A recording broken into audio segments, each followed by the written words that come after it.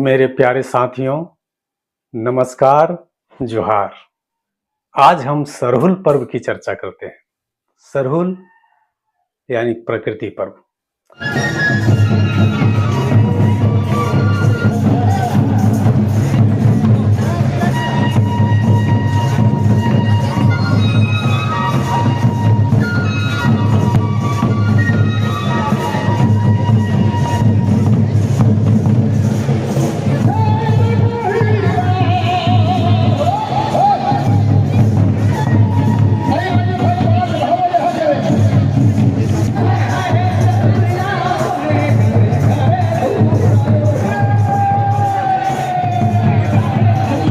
प्रकृति पर्व सरहुल बसंत के मौसम में चैत से प्रारंभ होकर बैसाख यानी 2 माह तक मनाया जाने वाला एक अनूठा त्योहार है।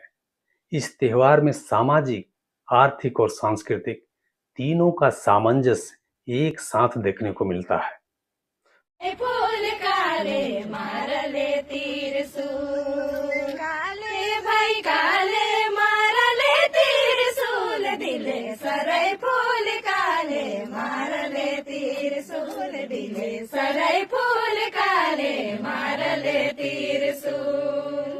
रवे कहल बतिया के करली कबूल, दिले सरई फूल काले मारले त्रिशूल, दिले सरई फूल काले मारले त्रिशूल।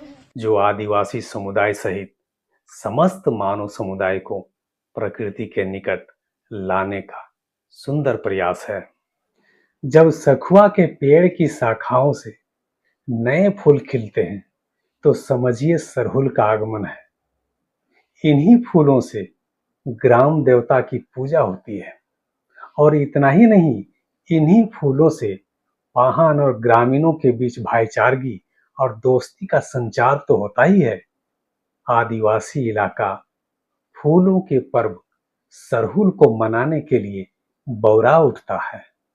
बौराएं क्यों नहीं, यह प्रकृति का गदराया सौंदर्य रूप जो होता है।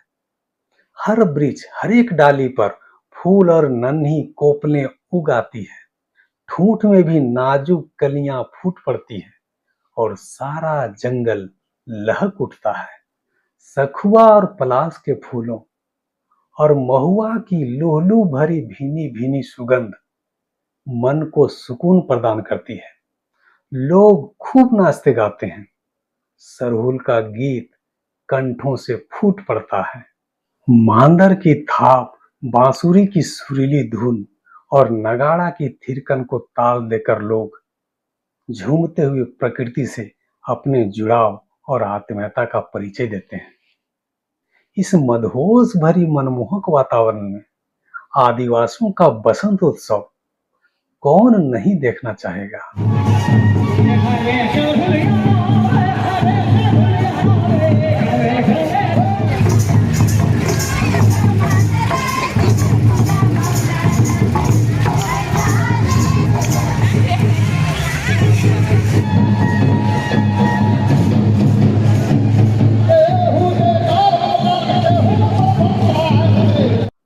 सचमुच प्रकृति पूजा से संबंधित महत्वपूर्ण त्योहार सरहुल जनजातीय समाज की गौरवशाली प्राकृतिक धरोहर है और यही धरोहर मानव की सभ्यता, संस्कृति और पर्यावरण की रीढ़ है।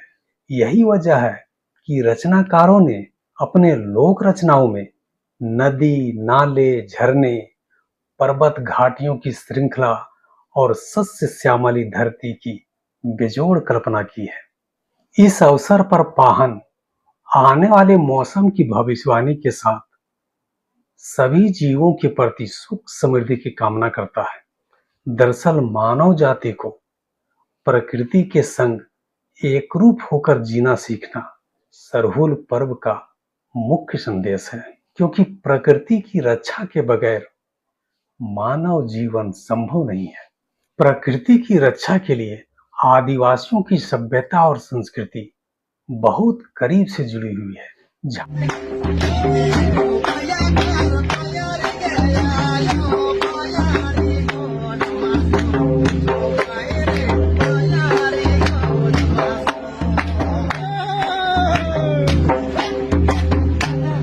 झारखंड में जल, जंगल, जमीन को आबाद करने में आदिवासियों का सर्वनीम इतिहास रहा है। जिस प्राकृतिक धरोहर को आदिवासियों ने आबाद किया है, वह इस समुदाय की खूंटकटी सामुदायिक विरासत मानी गई है।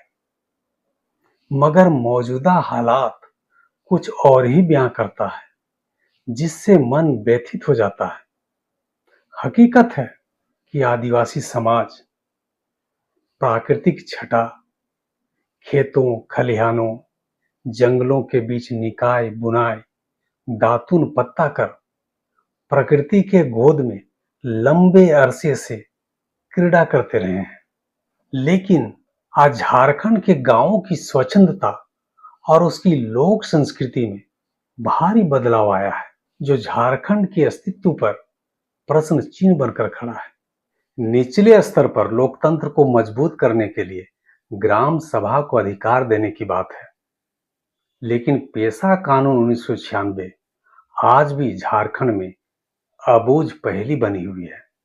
झारखंड में महागठबंधन की सरकार तो है, लेकिन आदिवासी जमीन की लूट थमा नहीं है। आदिवासियों की पूजा स्थल सरना, मसना और देशवाली भी महफूज नहीं है, जो सिरमटोली की घटना से जगजाहिर है।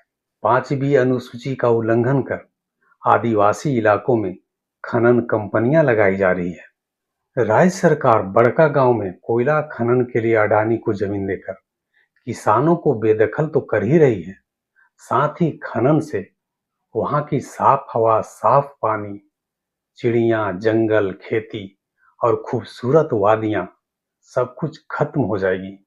वहीं गुमला जिला में किसानों की उपजाऊ जमीन को जबरन लूटकर डाइवर्ट भारतमाला परियोजना के द्वारा NH-43 का निर्माण किया जा रहा है।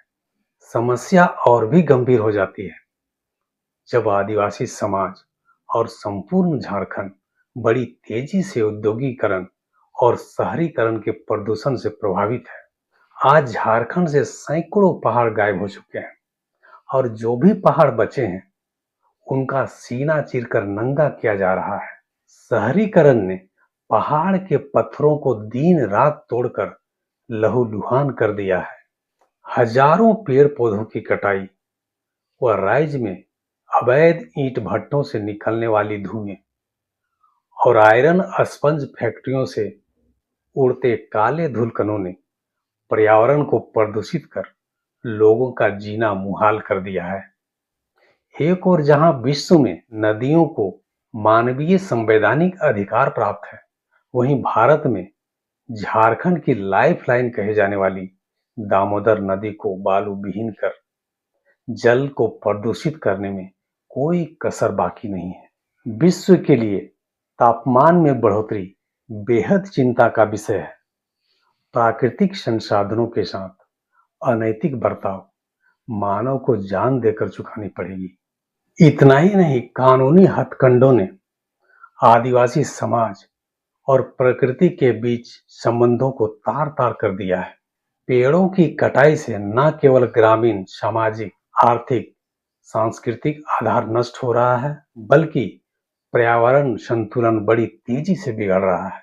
ऐसे हालात में सरहुल की अहमियत को नए सिरे से हमें विश्लेषित करने की आवश्यकता है, ताकि उजड़े जंगल के ठूठों में हरियाली भर सके। नमस्कार।